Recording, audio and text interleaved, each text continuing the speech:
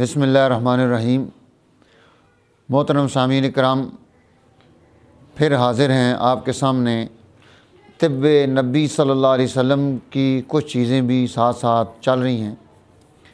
آپ سے میں نے پہلے بھی گزارش کی تھی، ریکویسٹ بھی کی ہے کہ میرے اس چینل کو لائک بھی کریں، شیئر بھی کریں، سبسکرائب بھی کریں، تاکہ آپ تک جو ہے یہ اچھی ویڈیوز پہنچتی رہیں، آپ کے ذریعے اور دوستوں تک بھی پہنچتی رہیں۔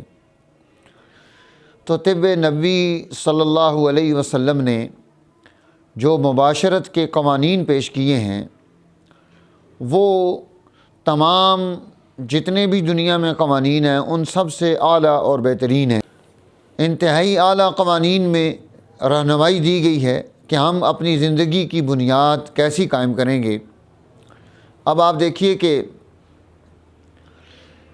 یہ جو انسان مباشرت کرتا ہے، ہم بستر ہوتا ہے، جماع کرتا ہے، یہ کیوں اس کے مقاصد کیا ہیں؟ تو اس کے 3 مقصد ہمارے سامنے ہیں۔ پہلا اور سب سے عظیم مقصد یہ ہے کہ اس کے ذریعے سے نسل انسانی کی بقا ہے، یعنی دنیا میں جتنے بھی انسان آئے ہیں ان انسانوں کے آنے کا واحد ذریعہ دنیا میں وہ ایک میاں اور بیوی کا ہم بستر ہونا ہے اور جماع کرنا ہے۔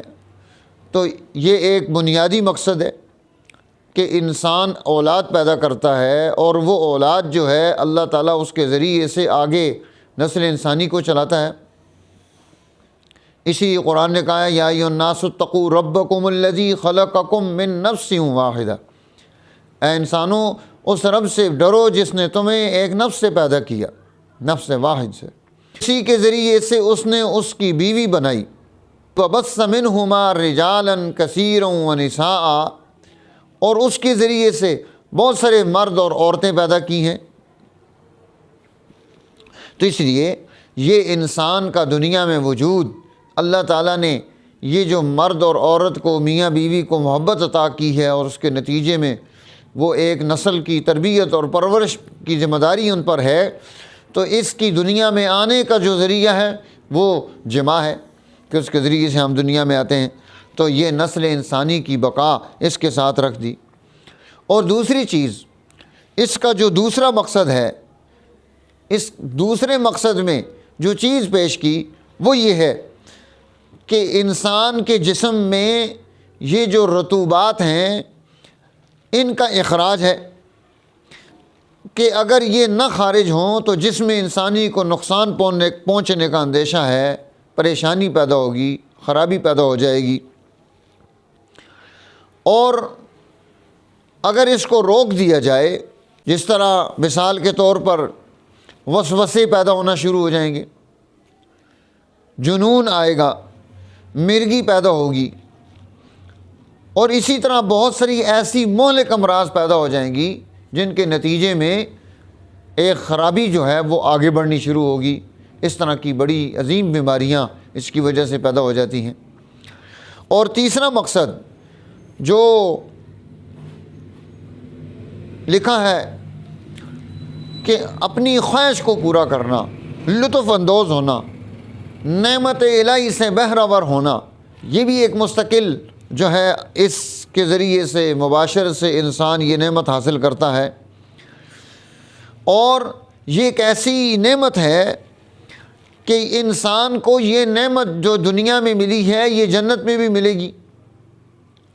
وہاں پر نہ تو اس کو نسل بڑھانے کی پریشانی ہوگی کہ نسل کے اضافے کے لیے وہ یہ کام کر رہا ہے، اور نہ ہی یہ ہوگا کہ اگر اس کے جسم میں منی رہ گئی تو وہ اس کے لیے موذی بیماریاں، مہلک بیماریاں پیدا کرے گی۔ ہاں، لطف اندوزی یہ وہاں پر ہوگی، اسی لیے وہ اس کو وہاں جنت میں اللہ تعالیٰ بیویوں کے ساتھ ساتھ حوریں بھی عطا کرے گا، اور ان کی بڑی تعداد بھی ہوگی۔ جتنی جتنی انسان کی طبیعت ہوگی اس کے مطابق اللہ تعالیٰ اس کو عطا کرے گا، ہر ایک کا اپنا اپنا حساب ہے۔ تو یہ نعمتیں ساری اس کو اسی لیے میسر آئیں گی۔ حکیم جالینوس یہ بڑے اطباء میں سے گزرے ہیں، یہ فرماتے ہیں کہ یہ جو منی ہے یہ جوہر نار اور ہوا ہے، یعنی آگ اور ہوا ان دونوں کا مرکب ہے، اس لیے اس کا مزاج جو ہے ہار یعنی گرم بھی ہے اور رطب بھی ہے، اس میں مرطوبات بھی پائی جاتی ہیں۔ اور یہ پیدا کہاں سے ہوتی ہے؟